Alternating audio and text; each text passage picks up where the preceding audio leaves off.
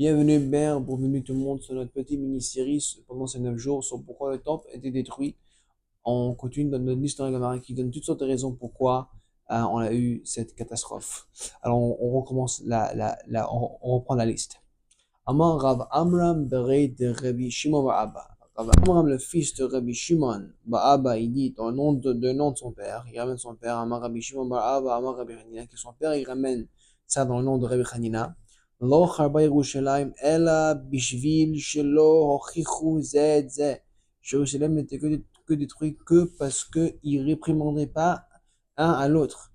שנאמר, היו שריה כאיילים לא מצאו מרעה. Leurs chefs, ils étaient comme des cerfs qui ne trouvaient pas d'endroit pour se reposer. Ça c'est le verset. Vous savez de quoi? La Gemara, nous apprend quelque chose d'intéressant ici. Ma'ayil ze rosho shel ze, betzad zanvo shel ze. Alors, comme les cerfs, une tête, c'est comme il marche dans une ligne. La tête d'une cerf, elle est derrière vers la queue de celle qui est directement en face d'elle. Av Israël, Shebeoto Ador, Kavshu Panehem Bekarka. Pareil les Juifs, dans cette génération, avant que le temple ait été détruit, tout le monde se mettait leur tête dans la terre au lieu de donner de l'admonition à leurs frères et à leurs copains.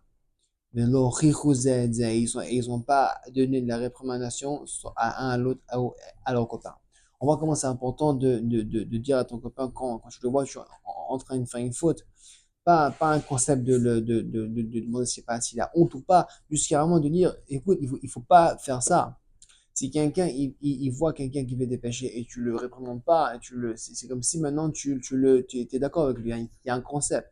Shtika kehoda. Si tu es silent, si t'es silent, quand quelqu'un fait quelque chose, c'est comme si t'es d'accord avec lui. Moi, c'est souvent avec le concept d'apaisement.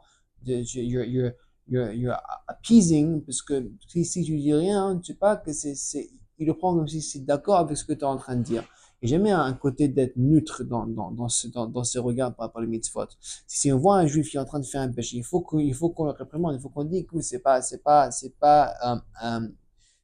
permissif que tu es en train de faire.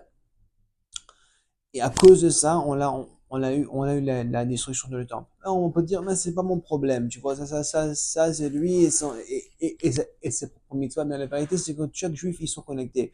Alors que quelqu'un, il fait une mitzvah à Miami, il donne la force à un juif en France pour ne pas faire un péché. Et si un juif en France, il fait un péché, ça peut enlever la force d'un juif à Los Angeles qui essaie qui essaie se renforcer, en vigueur avec les forces, ça peut diminuer l'espoir de se garder fort. Comme pour dire que chaque juif, il est connecté. Alors, pas seulement, on peut dire, ça, c'est pas mon problème, c'est ton problème.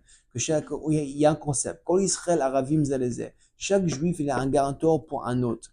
On voit ça souvent avec le cas avec Kiddush. Même si moi j'ai dit Kiddush et je sais que toi tu sais pas comment lire le texte Kiddush, moi quand même je peux relire pour toi le Kiddush, même si j'ai fait déjà, juste comme ça toi tu aurais le mérite de pouvoir faire la mitzvah. Alors comme on serait tout le temps un garanteur pour chaque juif pour qu'il mérite de faire une mitzvah, on doit aussi être garanteur pour chaque juif pour qu'il mérite de ne pas faire un péché, pour savoir ce qui est en train de faire, c'est interdit. Avec ça, si je veux, avec cet amour à l'autre, avec cette responsabilité mutuelle à l'autre, ça nous ramène à une grande Géoula et ça nous ramène à le reconstruction de temps de nos jours. Amen, Kenny Ratson.